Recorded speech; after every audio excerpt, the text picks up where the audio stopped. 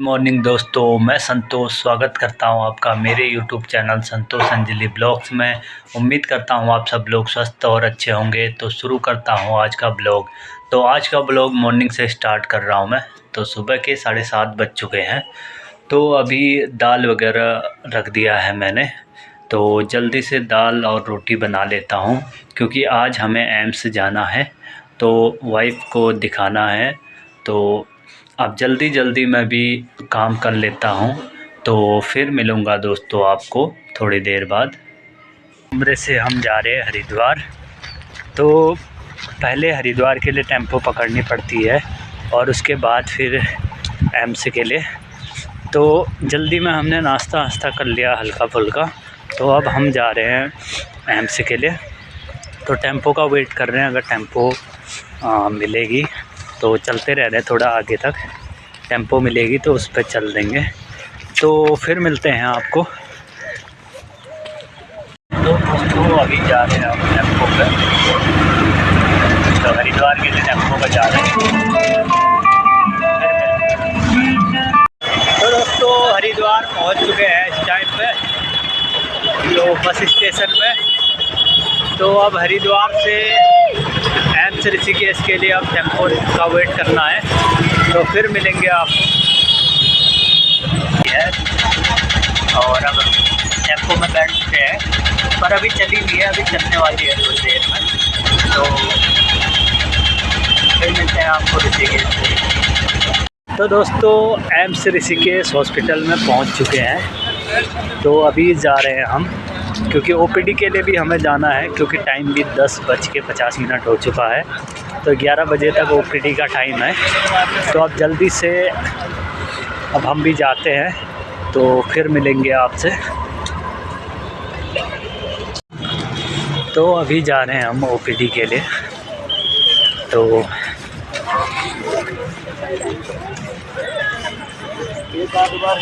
आप देख सकते हैं बहुत ज़्यादा भीड़ है भाई। तो दोस्तों इस टाइम एम्स पे पहुंच चुके हैं हम। तो आप देख सकते हो कितनी ज़्यादा भीड़ है यहाँ पे।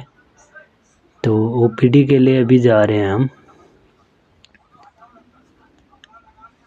तो देख सकते हो कितनी ज़्यादा भीड़ है। तो अभी अंदर जैसे जाएंगे तो यहाँ पे जो सामने काउंटर दिख रहा है, यहाँ से पहले टोकन प्राप्त करते हैं। तो आभा कार्ड से टोकन बनता है। तो फिर यहाँ से अंदर जब एंट्री करते हैं तो फिर वही टोकन नंबर बता के फिर जो पहली बार आते हैं तो यहाँ से जब अंदर जाएंगे तो फिर ओपीडी की लाइन लगती है।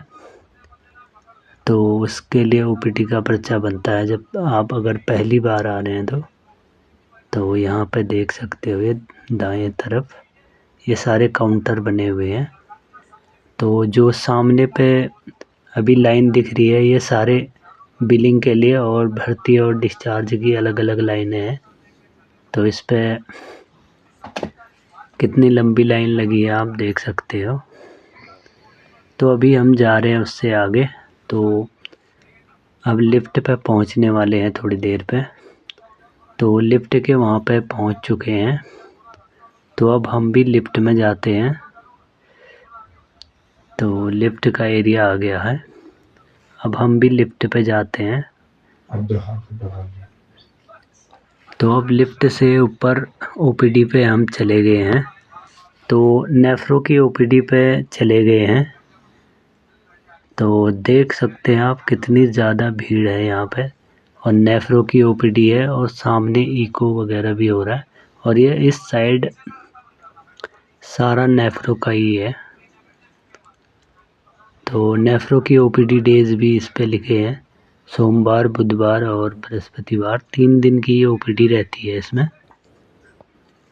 वो भी सुबह 7 बजे से 11 बजे के बीच में पहुंच जाना होता है। 11 बजे के लेट अगर पहुंचेंगे तो पर्चा नहीं बनेगा। तो जगह भी नहीं है, खड़े हैं। और वाइफ इस टाइम बात कर रही है एक आंटी जी से, जो पहले वार्ड में एडमिट थे। तो उनसे बातचीत कर रहे हैं। तो ये पीछे आप देख सकते हैं, ये पीछे कैंसर की ओपीडी ओपीडी लगी है। ये सारे ऑन्कोलॉजी के हैं, सर्जिकल ऑन्कोलॉजी और रेडिएशन ऑन्कोलॉजी। तो पूरा ही भरा हुआ है। तो बहुत ज़्यादा टाइम वेट करते करते हमें काफ़ी टाइम हो गया है। यहाँ पे 11 बजे हम पहुँच गए थे, लेकिन उस टाइम पर भी इतनी ज़्यादा भीड़ है। तो ये देख लो, बहुत ज़्यादा भीड़ है उस टाइम पे भी। तो करीब आधा घंटे से ज़्यादा हम वेट करते करते, लेकिन फिर भी नंबर नहीं आया अभी भी।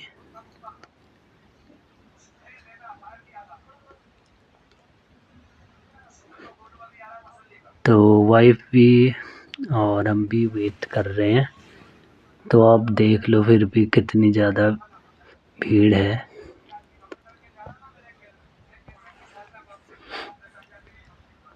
तो इधर डर्मेटोलॉजी है और इस साइड पे CTVS और हार्ट की OPD है। और 3-4 OPD एक ही साथ है ना, जब भी बहुत ज़्यादा भीड़ यहाँ पे रहती है। किडनी की OPD भी वहीं है। तो अभी 12:30 बजे नंबर आया वाइफ का BP और पर्चा बनने के लिए, क्योंकि पर्चा पहले हमने जमा कर दिया था। लेकिन हर दिन जब जाते हैं एक नया पर्चा बनता है, तो वो नया पर्चे के लिए फिर BP और वेट दोनों चीज़ लिखते हैं ना, वो कितना वज़न हो रहा है और कितना BP आ रहा है। तो इस टाइम पे वाइफ का BP चेक कर रहे हैं। तो वैसे BP नॉर्मली रहता है। तो आज कितना रहता है देखते हैं। तो BP चेक हो रहा है अभी। तो BP चेक हो चुका है। तो 118/79 और पल्स रेट 90 हुआ है। तो नॉर्मल है BP। तो घर पे भी नॉर्मली रहता है इनका, तो यहाँ भी नॉर्मली आ रहा। तो अब कपड़े वगैरह पहन लेगी वाइफ, क्योंकि BP वगैरह हो चुका है। तो अब तो दोस्तों दोपहर के 2 बज चुके हैं। तो अभी OPD से, तो पहले हमने नेफ्रो में दिखाया, तो उन्होंने कहा कि एक बार आप CT स्कैन और अल्ट्रासाउंड करवा लो, तो उसके बाद पता लगेगा कि क्या हो सकता है। तो उसके अलावा और उन्होंने यूरोलॉजी और गायनीलॉजी में रेफ़र कर दिया। कह रहे कि एक बार वहाँ भी दिखा लो, क्या पता अगर कोई दिक्कत होगी तो वहाँ भी पता लग जाएगा।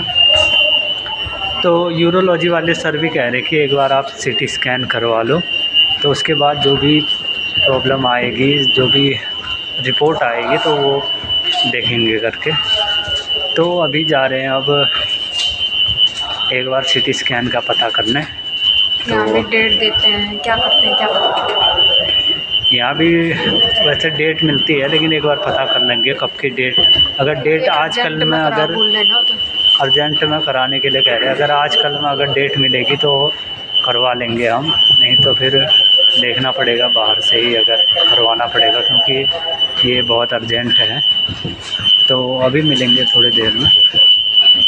दोस्तों एम्स से अब घर को जा रहे हैं, क्योंकि CT स्कैन और अल्ट्रासाउंड के लिए लिखा है उन्होंने कि एक बार CT स्कैन करवा लो पेट का। तो अभी पैसे ना होने की वजह से अभी जा रहे हैं हम, अब कमरे पे ही जा रहे हैं। तो दोस्तों अब देखते हैं, गाड़ी का वेट करते हैं, क्योंकि सुबह से कुछ खाया भी नहीं और दोपहर के 3 बज चुके हैं। तो अब गाड़ी का वेट करते हैं। तो अब कमरे में जाके ही कुछ खाएंगे खाना, तो फिर मिलते हैं। तो मेरे हस्बैंड ने बना दिया है दलिया। ये है दूध में बनाया हुआ दलिया। मुझे दूध में बनाया हुआ दलिया ये अच्छा लगता है, और इसमें हल्का मीठा डाला है। और ये है दाल, मलके की दाल है, और ये रोटी है। मैं तो दलिया ही दलिया खाऊंगी, और मैंने बनाई दलिया। तो दोस्तों अब खाते हैं क्योंकि अभी फोन चला रखा है। तो अब जल्दी से नाश्ता कर लेते हैं और फिर मिलेंगे नाश्ता करने के बाद।